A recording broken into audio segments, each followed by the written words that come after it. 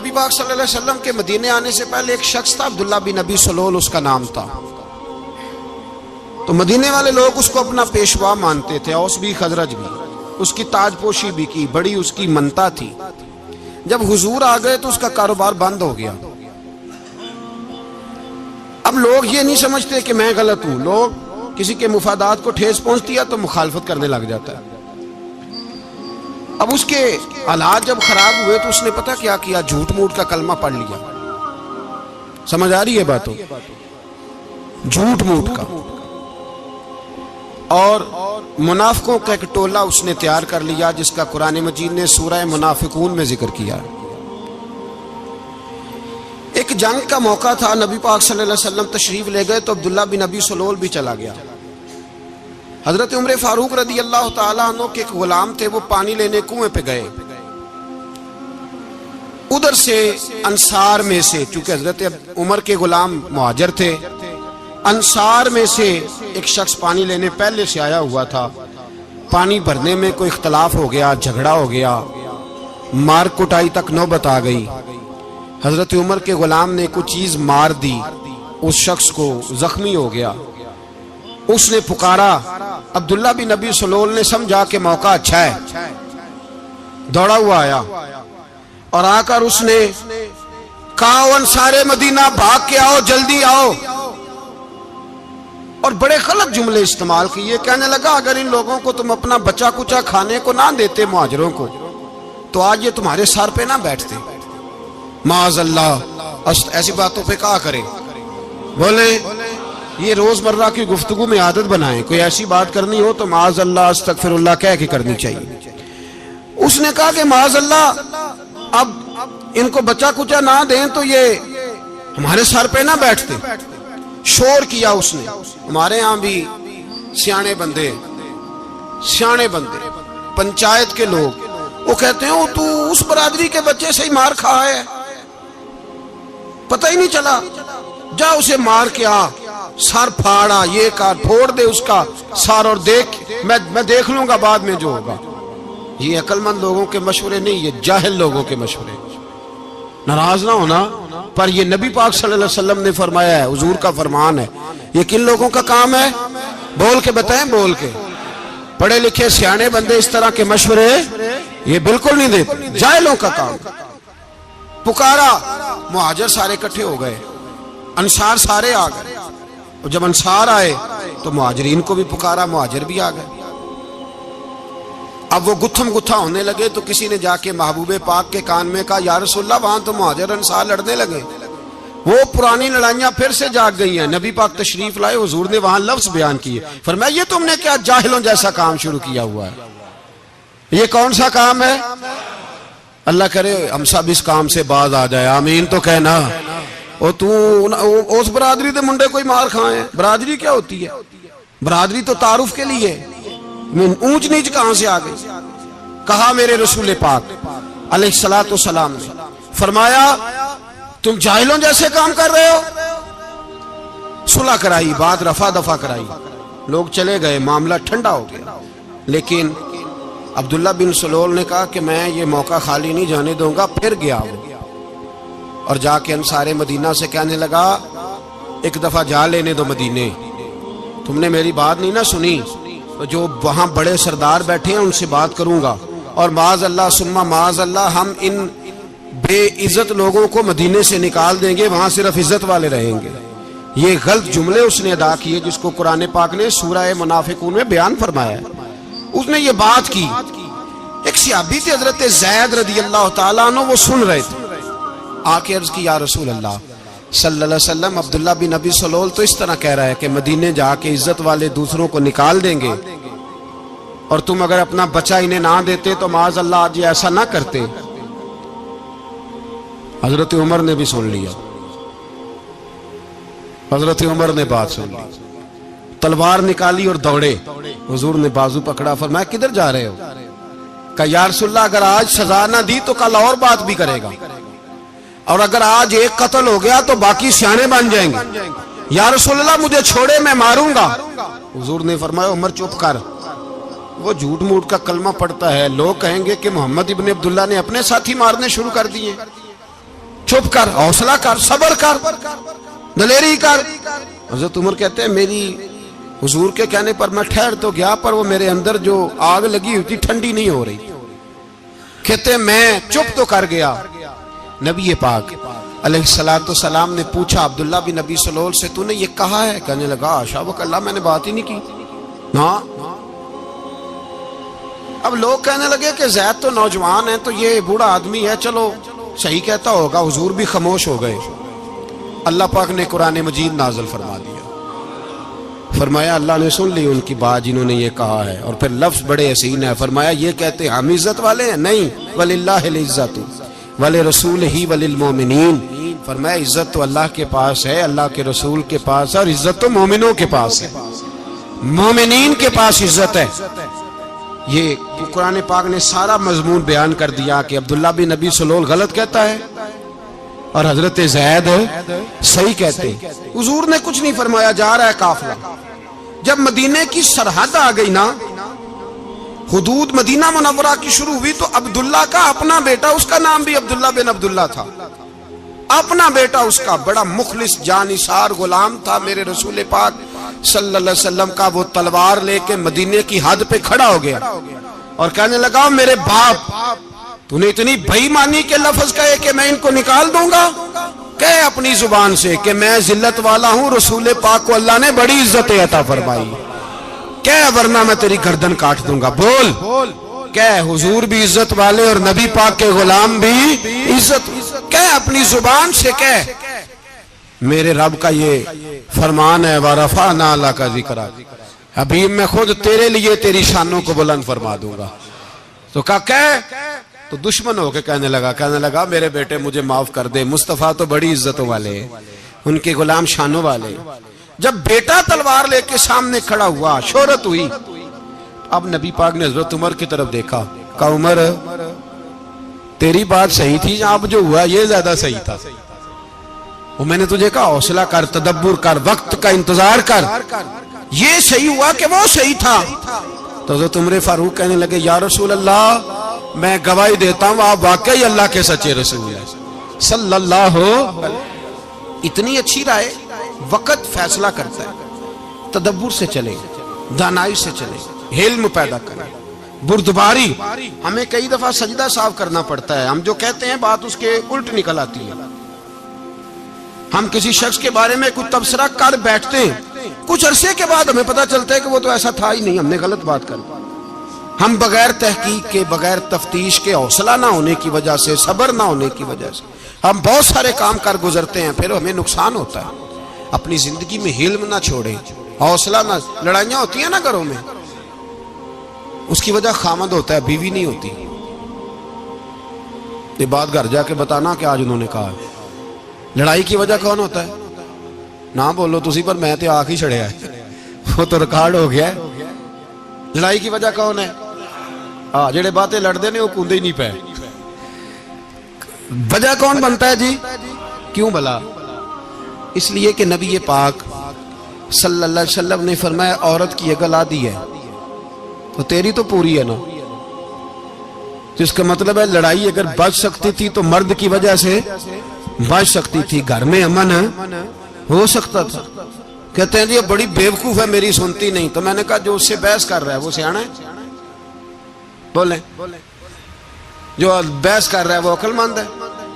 بندہ تو چلو تھا وہ دانشور شیکسپیئر، باتیں بعض اوقات اس کی کچھ ایسی ہیں۔ اس سے کسی نے پوچھا تھا عورتوں سے کون جیت سکتا ہے بحث میں، تو اس نے کہا تھا وہ جو ان سے بحث نہ کرے، جو ان سے بحث ہے۔ تو بھائی تو وجہ اس لیے کہ حوصلہ تو نہیں کرنا تھا۔ نبی پاک علیہ السلام نے فرمایا بی بی ٹیڑھی لکڑی ہے، سیدھی کرنے کی کوشش کرو گے تو ٹوٹ جائے گی، سیدھی۔ تو پھر کتنا بیوقوف ہے جو پتھر سے سر رگڑ رہا ہے، کتنا نادان ہے جو یہ حرکت کر رہا ہے، دریا میں چھلانگ لگا کے کہتا ہے ڈوبوں گا نہیں۔ تو بھائی حوصلہ پیدا کرے، علم پیدا کرے، بہت ساری ایسی باتیں کرے کہ جس میں اشتعال آئے گا، فٹافٹ 3 لفظ طلاق کے دے دیے، اب بھاگا گیا مفتی صاحب کے پاس، او ہو 4 بچوں کا کیا بنے گا؟ اور یہ بات پکی ہے کہ بچوں کو صرف ان کی ماں ہی پال سکتی ہے، ان کی ماں۔ اور بات مجھے نہیں بھولتی، ایک شخص نے بیوی کو طلاق دے کے دوسری شادی کی. اس کا بیٹا تھا 10 سال کا. تو اس نے اپنے بیٹے سے کہا کہ بیٹے بتا پرانی اماں صحیح تھی یا یہ صحیح ہے؟ اس نے کہا نہیں ابا وہ تو جھوٹ بڑے بولتی تھی، یہ صحیح ہے. وہ جھوٹی تھی، وہ جھوٹ بڑے بولتی تھی میری سگی اماں، یہ سچ بولتی ہے. اس نے کہا وہ کیسے؟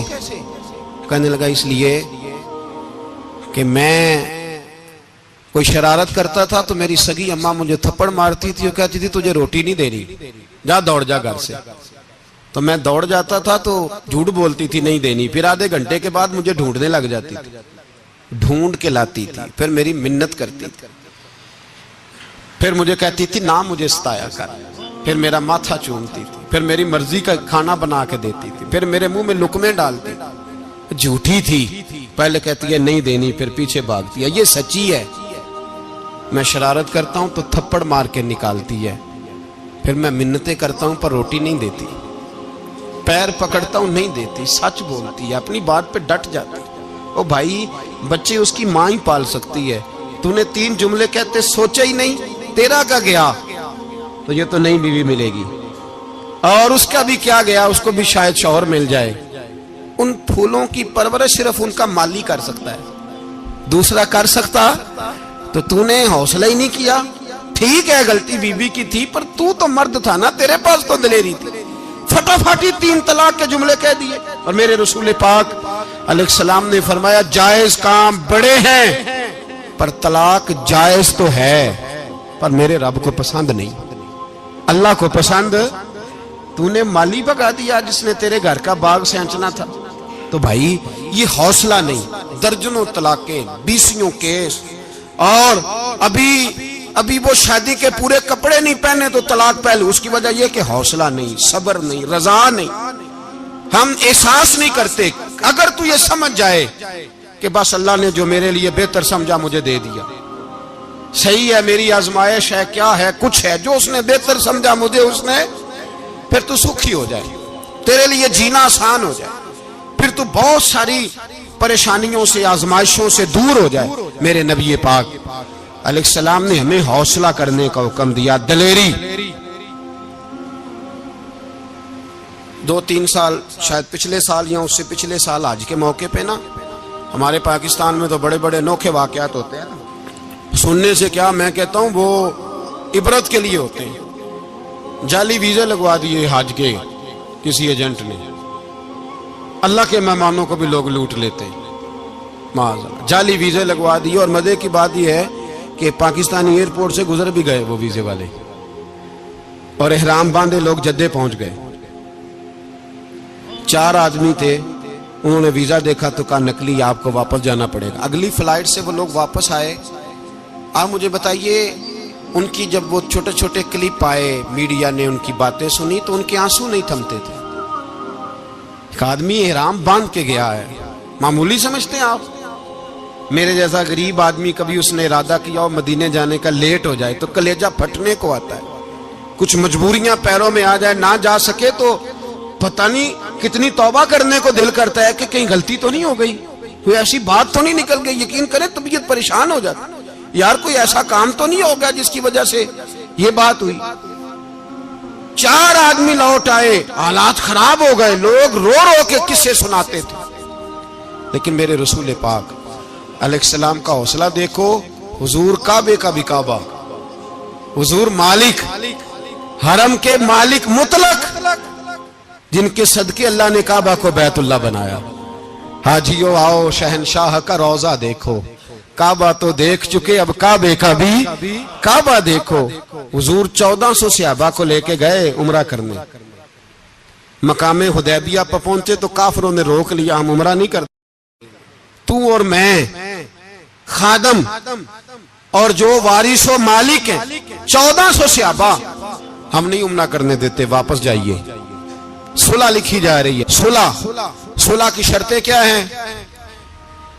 مکے سے کوئی آدمی غلطی سے بھی مدینے چلا گیا، مکے کا آدمی، تو مسلمان اگر ان کے ظلم سے تنگ آ کے، مکی مسلمان کافروں کے ظلم سے تنگ آ کے مدینے چلا گیا تو مدینے والے واپس کریں گے. اور اگر مدینے سے کوئی شخص غلطی سے بھی مکے چلا گیا تو مکے والے واپس نہیں کریں گے. اتنی سخت شرائط. حضرت عمر غصے سے کانپنے لگے, صحابہ پریشان ہیں, پر میرے رسول پاک نے صبر دکھایا, حوصلہ, تدبر. یہ تدبیر ہے, صبر ایک بہترین تدبیر ہے, اگر کوئی اپنائے تو بہترین طریقہ ہے. حضور نے فرمایا ہمیں منظور ہے, صلح کرو. اور اتنا سخت حکم ہے, کہنے لگے 1400 احرام والے واپس جائیں, بعد میں آنا, اس وقت نہیں عمرہ کرنے دیں گے. میرے نبی پاک علیہ السلام, مجھے بتاؤ, مجھے اور آپ کو دکھ ہوتا ہے تیاری ہو تو پروگرام رہ جائے, تو اگر احرام باندھا ہو اور اللہ کے رسول نے بندھوایا ہو تو حضور واپس لوٹنے لگے تو کتنی تکلیف کی بات ہے. حضور نے فرمایا چلو آئندہ آئیں گے. معاہدہ لکھا جا رہا ہے, حضرت علی معاہدہ لکھ رہے ہیں. لکھو محمد الرسول اللہ صلی اللہ علیہ, محمد الرسول اللہ صلی اللہ علیہ وسلم اور قریش مکہ کے بیچ معاہدہ. یہ تحریر لکھی جا رہی تھی تو ابو سفیان بول پڑا, کہنے لگا جی ہم محمد الرسول اللہ نہیں لکھنے دیں گے معاذ اللہ, یہی تو ہمارا جھگڑا ہے. اگر آپ کو رسول اللہ مان لیا تو پیچھے رہ کیا گیا, محمد ابن عبداللہ لکھے. حضور نے حضرت علی سے فرمایا رسول اللہ کاٹ کے محمد ابن عبداللہ لکھو. حضرت علی لکھ رہے تھے, محمد رسول اللہ لکھا تھا, فرمایا رسول اللہ کاٹ کے محمد ابن عبداللہ لکھو. تو حضرت علی کہنے لگے حضور مجھے یہ لفظ کاٹنا نہیں آتا, حضور مجھے یہ لفظ کاٹنا. کسی صحابی نے اعتراض نہیں کیا کہ لکھنا آتا تھا, کہا مجھے کاٹنا. حضور نے دوبارہ کہا علی کاٹ دو. کہا یا رسول اللہ مجھے یہ لفظ کاٹنا نہیں آتا. میرے حبیب نے تیسری دفعہ کہا علی کاٹو. تو شیر خدا نے قلم چھوڑا, ہاتھ باندھے اور کھڑے ہو کہنے لگے محبوبہ مجھے تیرے قصیدے لکھنے آتے ہیں, کاٹنے کوئی نہیں آتے, میں مجبور ہوں, مجھ سے نہیں ہوتا. کوشش کرتا ہوں, نہ قلم اٹھتا ہے نہ ہاتھ چلتا ہے. میرے حبیب پاک نے قلم پکڑا اور لفظ رسول اللہ خود کاٹ کے محمد ابن عبداللہ کرایا. بھائی وقت گزر گیا, صلح ہو گئی. یہ تدبر, یہ حوصلہ, یہ تدبیر میرے نبی نے فرمائی. اب تو 1400 کو مکے نے نہ داخل ہونے دیا, لیکن ایک سال ہی گزرا, تھوڑا ہی وقت گزرا, میرے رسول پاک 10,000 کو لے کے مکے میں داخل ہو گئے. 10,000. اس نے فائدہ دیا. حکمت کیا تھی, تدبر کیا تھا. قریش روز لڑائی کرنے آ جاتے تھے, تبلیغ ہی نہیں کرنے دیتے تھے. ان سے صلح ہو گئی تو نبی پاک نے کیسر کو خط لکھا, کیسر روم کو, ہرکل کو. دور دراز تبلیغ پھیل گئی, مسلمان 100,000 سے زیادہ ہو گئے. ان کی طرف سے اب وہ لڑائی بند ہو گئی. میرے حبیب پاک علیہ السلام کے حوصلے نے کمال دکھایا, اس تدبیر نے فائدہ دیا امت مسلمہ کو. 10,000 کا لشکر لے کے حضور کعبے میں داخل ہوئے. کل جو ابو سفیان کہتے تھے نا محمد رسول اللہ لکھنے نہیں دوں گا, آج وہ خود کہہ رہے تھے اشہد ان لا الہ الا اللہ واشہد ان محمد رسول اللہ صلی اللہ علیہ. کل جو کہہ رہے تھے کہ میں یہ لفظ نہیں لکھنے دوں گا, آج ابو سفیان کی حویلی میں لاکھوں لوگ, ہزاروں لوگ بیٹھے تھے اور سارے کہہ رہے تھے محمد الرسول اللہ محمد الرسول اللہ محمد الرسول اللہ صلی اللہ علیہ وسلم. میرے محبوب کی تدبر نے, فقاہت نے, اور پھر کمال ہوا. 1400 کہاں اور 1,44,000 کہاں. 1400 کہاں اور 1,44,000. 1400 کو نہیں جانے دیا عمرہ کرنے. میرے رسول پاک 1,44,000 کو لے کے حج کرنے چلے گئے.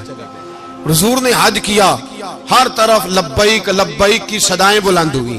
یہ میرے نبی پاک کا تدبر ہے, حوصلہ ہے. اگر وقتی طور پہ حوصلہ کر جاؤ گے, دلیری کر جاؤ گے, آنے والا وقت آسان ہو جائے.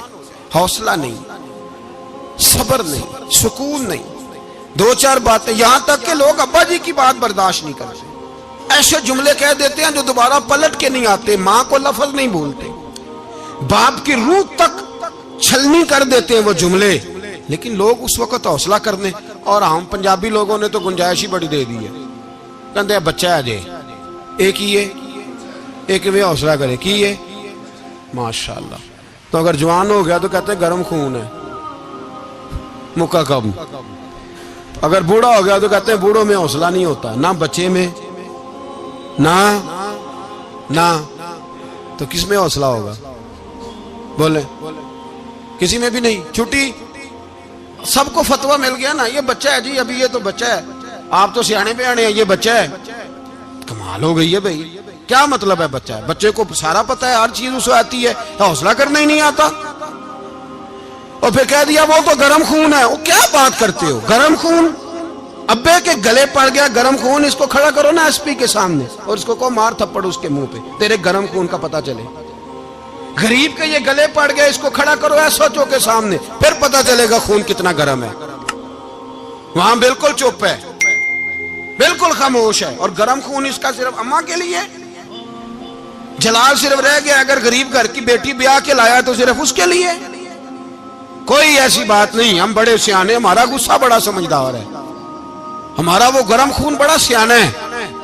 وہ جہاں دیکھتا ہے کہ معاملہ ہلکا ہے تو وہاں وہ گرم خون جلال میں, اور جہاں دیکھتا ہے کہ سامنے والا تگڑا ہے تو وہاں وہ گرم خون فوراً ٹھنڈا ہو جاتا ہے. حوصلہ پیدا کریں. زندگی حوصلے مند لوگ جیتے ہیں, جو حوصلے مند نہیں ہوتے وہ تو زندگی کا ایک سال لطف سے نہیں جی پاتے. حوصلہ کریں, مسکرائیں. میرے نبی پاک صلی اللہ تعالی علیہ وسلم نے نا عثمان بن طلحہ, کعبے کی چابی ان کے پاس ہوتی تھی, تو حضور نے ایک دن فرمایا عثمان, اچھا یہ نہیں تھا کہ عثمان خاص لوگوں کو چابی کعبہ کھول کے دکھاتے تھے, بلکہ ان کو قریش کی جانب سے یہ حکم تھا کہ جو بھی تجھے کہے تو نے کعبے کا دروازہ کھول دینا. نبی پاک علیہ الصلوۃ والسلام نے نا ہجرت سے 2-4 دن پہلے کہا کہ عثمان ذرا چابی دو, میں نے کعبہ اندر سے دیکھنا ہے. بڑے ٹھنڈے دل سے ذرا سننا, ادھر دیکھو میری طرف, ادھر دیکھیے گا ذرا میرے بھائی. میں نے ایک بندے سے کہا یار پانی کی بوتل دینا دکاندار سے, ایک ہے اس نے کہہ دیا نہیں میرے پاس. اس بات کا کوئی غصہ بولیے, اور اگر وہ کہے سارے زمانے کو ملے گی آپ کو نہیں دینی, پھر بولیں میرا خیال ہے چپ کر کے ہنس کے آ جائیں گے, سوال ہی نہیں پیدا ہوتا. ہم کہیں گے مجھے نہیں نہ دینی, تو نے تو دکان اٹھا یہاں سے, بند کاری سے. کیا مطلب ہے سب کو دینی ہے تجھے نہیں دینی, کیا معنی ہے اس کا؟ لے کے جاؤں گا, جھگڑا ہوگا, بحث کریں گے. عثمان بن طلحہ سے حضور نے فرمایا دروازہ کھولو, کعبہ دیکھنا ہے. عثمان کہنے لگا میں ساری دنیا کو دکھاؤں گا, آپ کو نہیں دکھاؤں گا. کتنی سخت بات ہے, پر قربان جائیں رسول اللہ کے حوصلے پہ صلی اللہ علیہ. عثمان کہتے ہیں میں نے یہ بات کی تو نبی پاک مسکرانے لگے, اور میں اچھا نہیں دینی, تو حضور نے نا مسکرا کے اور میری کمر پہ تھپکی دی, فرمایا اچھا یاد رکھنا یہ چابی میں تجھ سے لے لوں گا, اور جس کو میرا دل کرے گا میں اس کو دوں گا. عثمان کہتے ہیں روز رات کو نبی پاک کے یہ جملے میرے کانوں میں گونجتے تھے کہ حضور نے فرمایا. کہتے ہیں جس دن پتا چلا نا نبی پاک 10,000 کا لشکر لے کے آ رہے ہیں, تو ابو سفیان میٹنگیں کر رہے تھے, مکے کے سارے سردار تیاری کر رہے تھے, اور میرے کانوں میں ایک ہی لفظ تھا کہ حضور نے فرمایا میں چابی لے لوں گا, پھر جس کو میں چاہوں گا اسے دوں گا. عثمان کہتے ہیں حد ہو گئی, وقت گزر گیا, حضور آ گئے, طواف فرمایا, اور طواف کے بعد میرے نبی پاک علیہ السلام نے فرمایا بلاؤ نا ذرا عثمان کو. عثمان کہتے ہیں میں چابی لے کے آیا تو دوسرا جملہ کوئی نہیں. ساڑھے نا کوئی بندہ مشورہ دے وے دی نہ منیے, تے جے کام مونجو ہو جے نا, جو نے مشورہ دیتا سی تے وہ نال ہی غوث پاک بن جاندا ہے. تینوں آکھیا سی نا, فوراً ہی داتا علی اجمیری ہو جاندا ہے.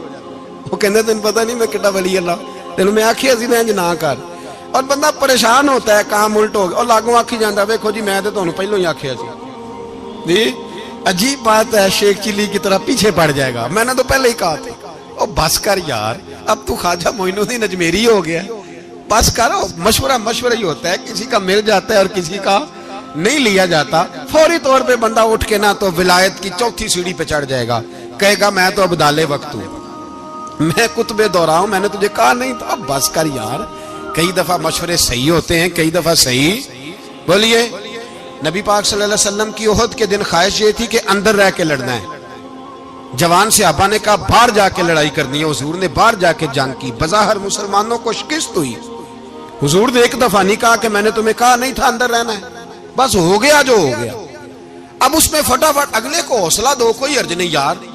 نبی پاک سب بولیے صلی اللہ علیہ وسلم، میرے حبیب پاک علیہ الصلوۃ والسلام نے نا کہا عثمان کو بلاؤ. عثمان آئے تو عثمان کہتے میں نے چابی دی تو میں تیار تھا، میں تیار تھا کہ اب میری بات ہوگی اور رسوائی ہوگی.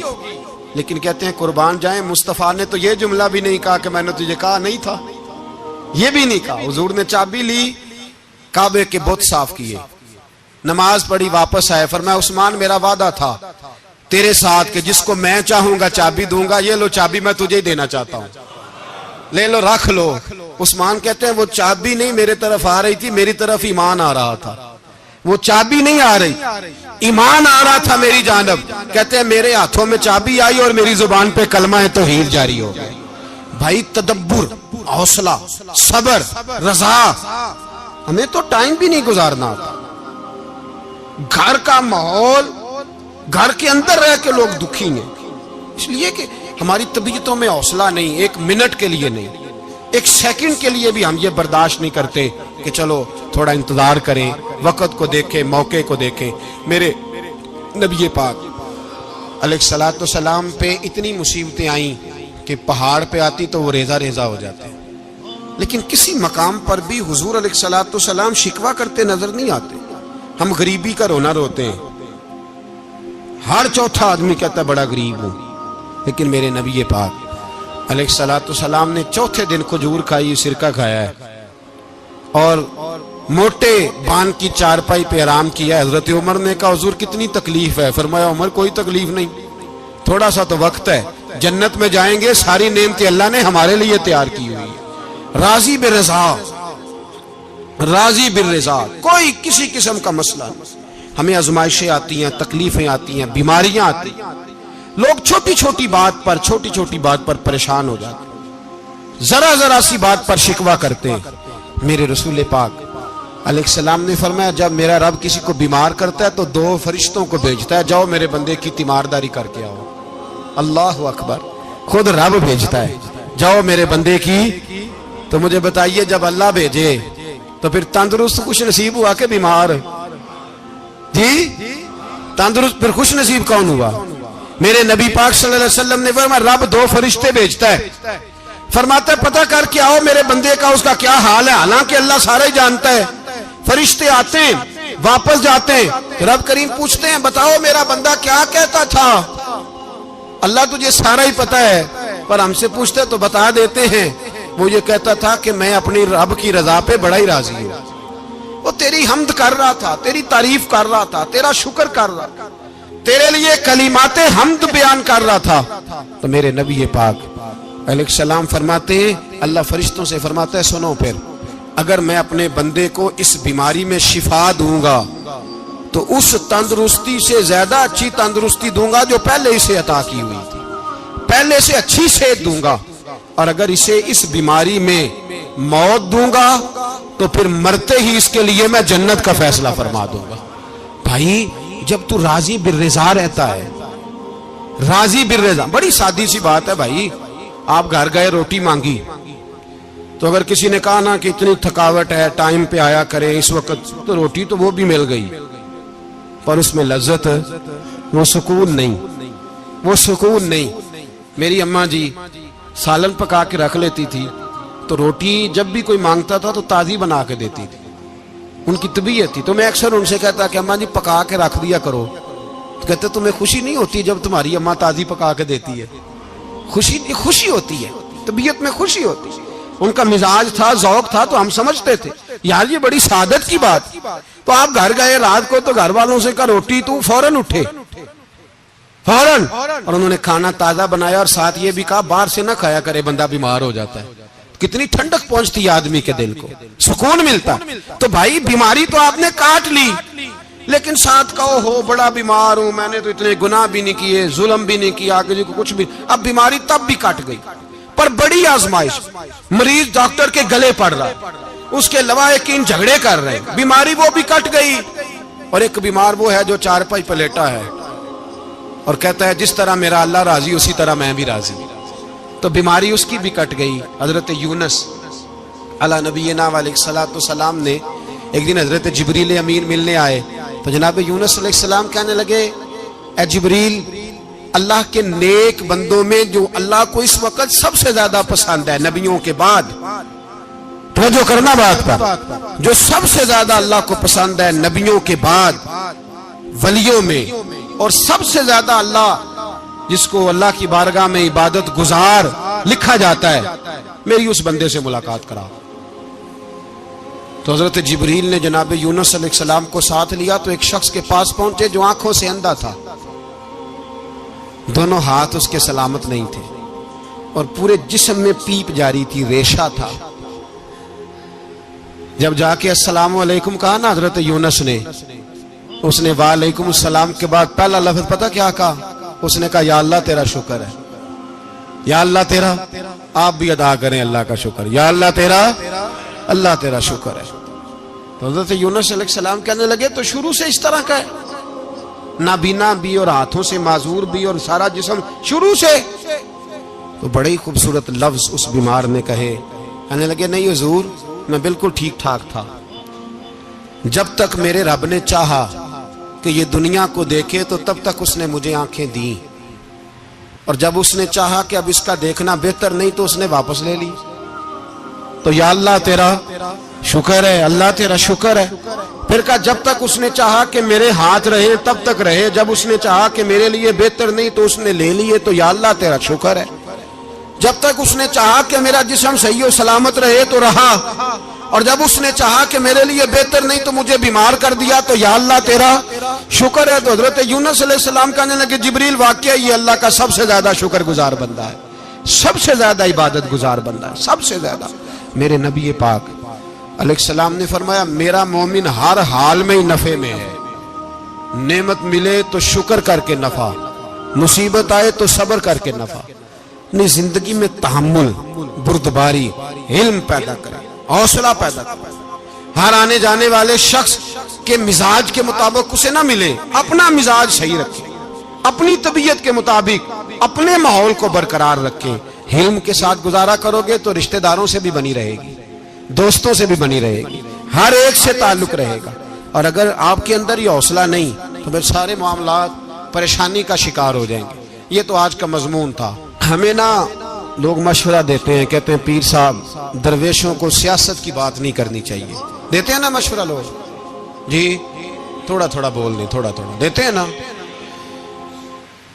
اگرچہ ہم ان کی بات نہیں مانتے، اس لیے کہ اقبال نے کہا تھا جدا ہو دین سیاست سے تو رہ جاتی ہے چنگیزی، جدا ہو دین سیاست سے تو، اور پہلا فکرہ یہ ہے کہ جلال بادشاہی ہو یا جمہوری تماشا ہو، جدا ہو دین سیاست سے تو رہ جاتی ہے۔ اس نے کہا جب سیاست اور دین علیحدہ علیحدہ ہوتے ہیں تو چنگیز خان اور ہلاکو خان پیدا ہوتے ہیں۔ سیاست جب تک مسجد کے اندر رہتی ہے تب تک پاک صاف رہتی ہے، وہ گندی ہوتی تب ہے جب مسجد سے نکل جاتی ہے۔ حضرت علی کے زمانے تک مسجد میں رہی، پاک صاف رہی، یزید باہر لے گیا تو گندی ہو گئی، حضرت عمر بن عبدالعزیز دوبارہ مسجد میں لے آئے تو پھر پاک ہو گئی۔ لیکن پھر بھی ایک ساتھی نے مجھے کہا تو اس کی بات میں، سب کی باتیں نہیں مانتا، اس کی بات میری سمجھ میں آئی۔ وہ کہنے لگا جی اصل بات یہ ہے کہ سیاسی تبصرے تجزیے ہم اخباروں میں ٹی وی پہ جا کے بیٹھے، جا کے بڑی مہربانی میری طرف دیکھیں، وہ ہم سنتے رہتے ہیں تو ہمارا دل کرتا ہے مسجد میں صرف ہم رسول اللہ کا پیار ہی سنیں۔ تو میں نے کہا یار تیری بات دل کو لگتی ہے، یہ بات صحیح ہے، چلو یہ نیت اچھی ہے، یہ تیرا نظریہ ٹھیک ہے، مان گئے ہم۔ میں چلا گیا دکاندار کے پاس اور میں نے اس کو جا کے کہا کہ گاڑی کا انجن کھولو، اس طرح کرو، اس طرح۔ اس نے کہا مولانا آپ جا کے نا گھر تو فقہ کی کتاب کھولیں، اس لیے کہ گاڑی کے انجن کے بارے میں آپ کو معلومات، یہاں اگر آپ نے یہ کام کرنا ہے تو اس کو پڑھیں، کسی استاد کے پاس ورکشاپ پہ آئیں، آپ کے ہاتھوں کو، منہ کو، چہرے کو مٹی لگے، دھواں لگے، گریس لگے، پھر آپ کو پتہ چلے گا انجن کیسے کھلتا ہے۔ صحیح کہہ رہا ہوں؟ نہیں صحیح کہہ رہا؟ دعا گلہ تو یہاں کر چڑی جائے، صحیح کہہ رہا ہوں جی؟ اگر مولوی کو اجازت نہیں سیاست کی بات کرنے کی، اور مولوی کو اجازت نہیں کہ انجن کی بات کرے، تو سیاستدان کو اجازت ہے دین کی بات کرنے کی؟ یہاں تو وہ آئے نا مدرسے میں پڑھے، پورا دین حاصل کرے، پھر وہ بولے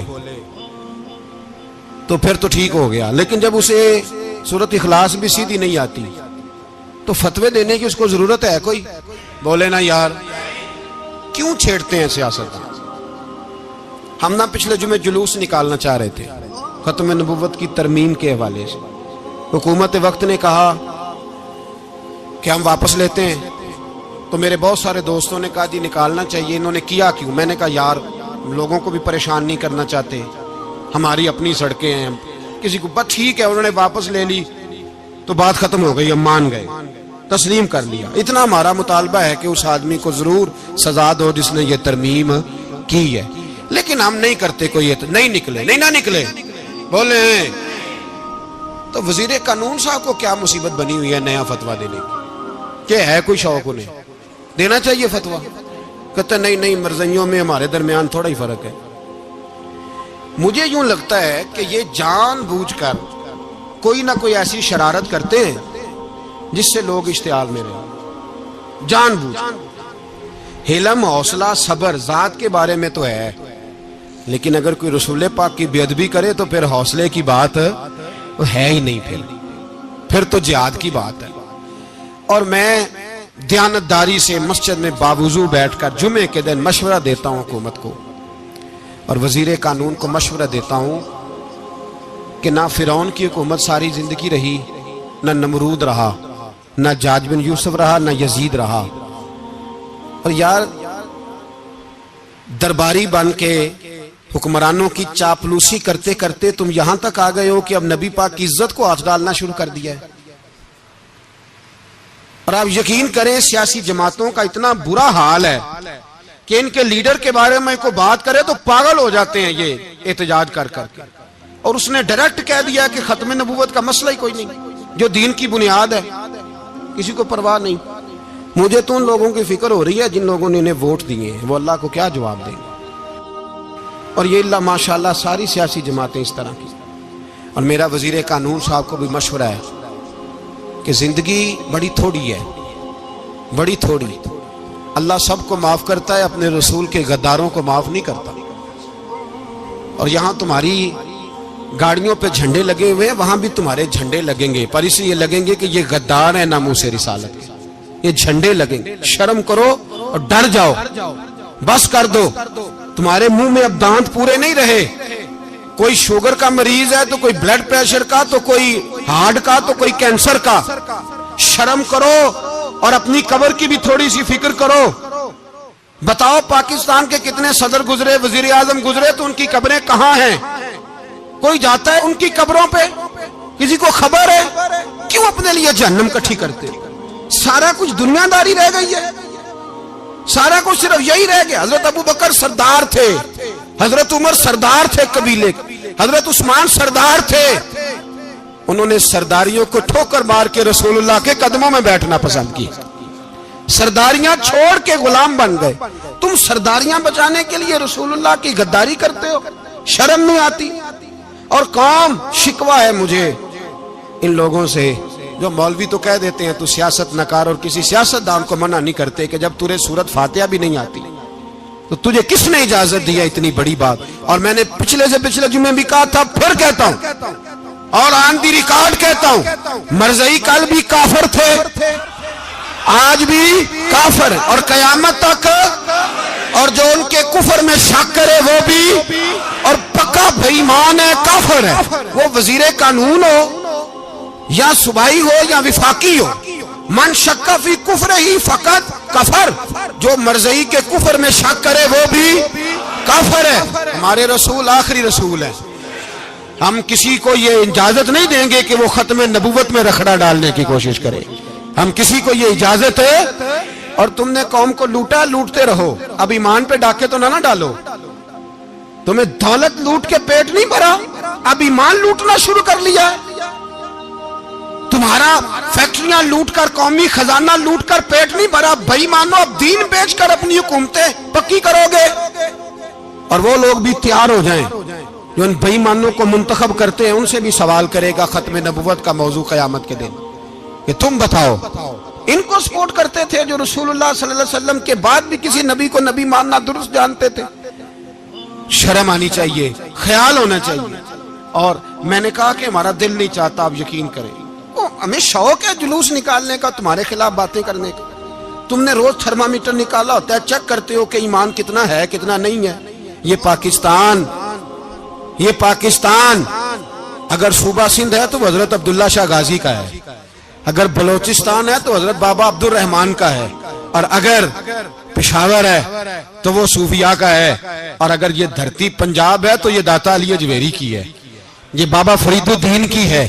اس میں کسی غدار کو قبضہ کرنے کی اجازت بالکل نہیں ملے گی. اور ہم وہ لوگ بھی نہیں جو چپ کر کے اندر سوتے رہیں، قوم جو کرتی ہے کرتی رہے، ہمیں پرواہ نہیں. نا، ایسی کوئی بات نہیں.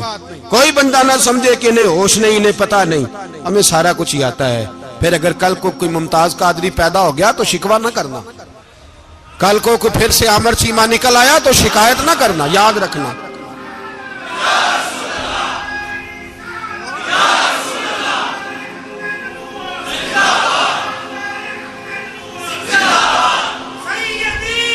تو میرے بھائی کھل کے بولے یا نبی رسول کے وہ صلی اللہ. تو یہ مشورہ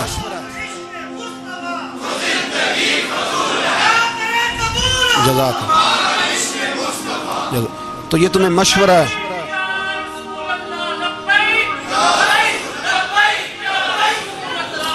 میری بات سنیں، یاد رکھیں، یہ لوگ بعد میں پچھتاتے ہیں، پھر مناظرے کراتے پھرتے ہیں اس نے صحیح کیا کہ غلط کیا، پھر انہیں ہوش آتی ہے بعد میں، پھر ان کے ہواری نکل کے میدانوں میں دلیلیں دیتے ہیں. اس لیے ہمارا مشورہ ہے انہیں کہ یہ اپنی حد میں رہیں، اور جو کام تمہارے ذمہ، میں نے کہا نا تم نے بڑا لوٹا، یہ قوم روز تمہیں موقع دیتی ہے لوٹنے کا، یہ موقع دیتی ہے، تو تم نے دولت لوٹ کے پیٹ نہیں بھرے، اب ایمان لوٹنے کے چکر میں آ گئے ہو. یاد رکھو، مسلمان گناہگار ہیں، غدار نہیں ہیں. تمہیں دولت لوٹنے کا تو شاید موقع مل گیا ہے، پر ایمان لوٹنے کا موقع نہیں ملے گا. تو اس لیے اس کو لگام دو. اور ویسے بھی کتا جو پالتو ہوتا ہے نا، اس کو گھر کے اندر سنگلی سے باندھ کے رکھنا چاہیے. یہ تمہارے بوٹ چاٹتے ہیں، بھونکتے ہیں، تمہارے حق میں وزارتیں لیتے ہیں. ہم نے تو کوئی وزارت نہیں لی تم سے، اور نہ ہمیں شوق ہے. اس لیے کہ ممبری کیا کرنی ہے جس کو ممبر رسول عطا کر دیا جائے؟ اس نے کیا کرنی ہے یہ ممبریاں جس کو پکا ممبر رسول دے دیا جائے؟ تو اس لیے اس سے باہر آؤ. میں نے کہا بڑے بڑے نمرود، فرعون، قارون دفن ہے، تمہارا بھی نام تک نہیں ہوگا، بالکل نام نہیں ہوگا. اس لیے ہمارا مشورہ، اور آپ لوگ بھی آئیں نا یہ اگلے سال، تو ان کو کھڑا کر کے پوچھ لینا، اسلامی جمہوریہ پاکستان کا تم نے ایم پی ایم نے بننا ہے، پہلا کلمہ ہی صحیح سنا دو. چلو خدا کا واسطہ یہی بتا دو کہ تمہیں نماز بھی ڈھب سے آتی ہے کہ نہیں. اور آپ کی موج ہے، آپ بٹھا لیتے ہیں سر پہ، کیا کریں، سمجھانے والے مفت گناہگار ہو گئے اور بہکانے والے سب تمہارے یار ہو گئے. اس لیے یہ چھیڑتے ہیں جان بوجھ کے. اور پھر جب کوئی ممتاز قادری علیہ رحمہ پیدا ہوتے ہیں، پھر انہیں دشواری ہوتی ہے، پھر ان کا جینا مشکل ہو جاتا ہے. یہ موقع دیتے ہیں، پتہ نہیں کس کے ایجنڈے پہ عمل کر رہے ہیں. میرا سوال یہ ہے، میں نے پچھلے جمعے پھر میرا سوال ہے کہ میں پوچھتا ہوں، اس آدمی کو ضرورت کیا ہے ختم نبوت پر بات کرنے؟ جب امت مسلمہ کے متفق کا فیصلہ ہے کہ مرزائی کافر، اسمبلی نے بل پاس کر دیا کہ مرزائی، ان کو اقلیت قرار دے دیا، اور جب سے وہ اقلیت بنے، نہ ہم نے ان کی عبادت گاہ جلائی، نہ ہم نے ان کو قبروں سے نکالا، نہ ہم نے، بس ٹھیک ہے جیسے عیسائی رہتے ہیں، یہودی سے کس ملک میں رہتے ہیں وہ بھی رہیں، اقلیت بن کریں، کوئی اعتراض. پر تم انہیں کھینچ کے کیوں قریب کرتے ہو؟ تمہارا کیا جرانہ ہے ان کے ساتھ؟ بتاؤ تو صحیح. ان لوگوں سے ان کو چاہیے اپنے منہ میں لگام ڈالیں، اور اگر نہیں ڈالیں گے پھر انشاءاللہ ڈالی جائے گی، اور بڑی تگڑی ڈلے گی، اور پھر ایسی ڈلے گی.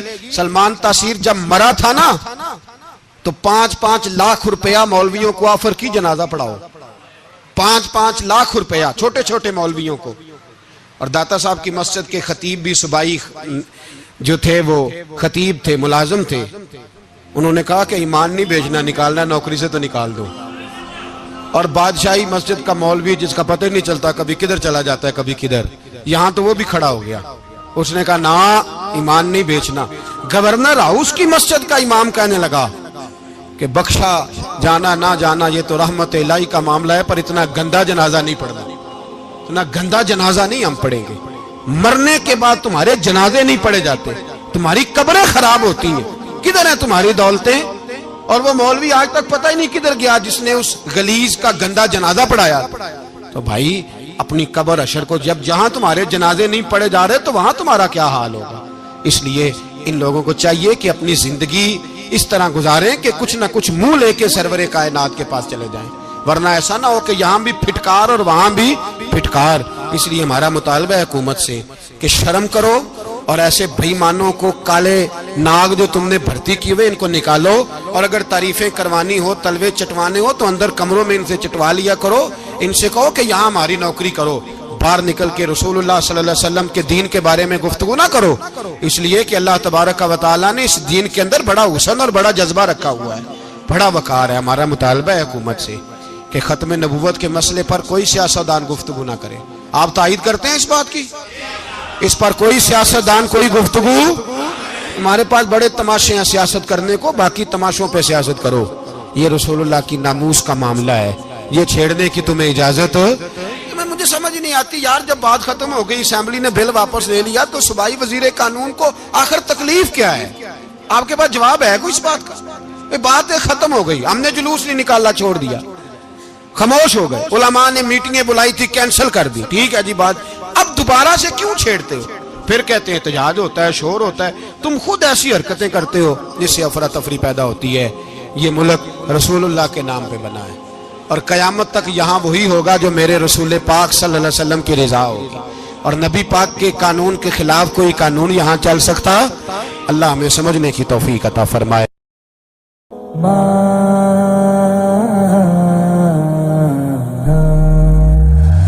موت کی آغوش میں جب تک سو جاتی ہے ماں، تب کہیں جا کر کے تھوڑا سا سکون پاتی ہے ماں. فکر میں بچوں کی کچھ اس طرح کھل جاتی ہے ماں.